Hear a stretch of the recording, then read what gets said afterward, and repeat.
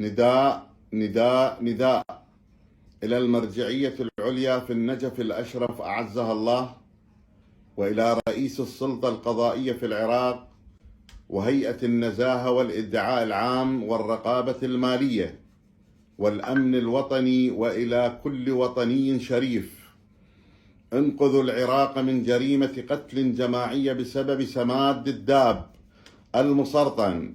وهذا مثبت بكتاب رسمي صادر من وزارة البيئة مركز الوقاية من الإشعاع بأن المادة غير مستوفية من الناحية الإشعاعية ولا يجوز تداولها.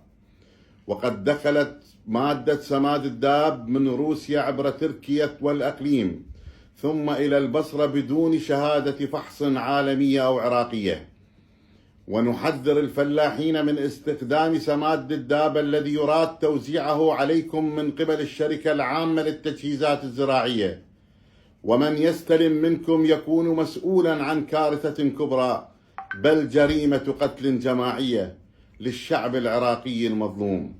لذا نطالب الجهات المسؤولة للإسراع بمنع توزيعه على الفلاحين وإفراغه من المخازن وإتلافه بأسرع وقت ممكن لحماية هذا الشعب المسكين.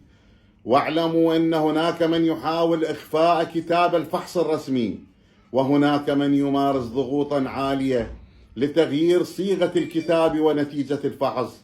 والسلام عليكم ورحمة الله وبركاته.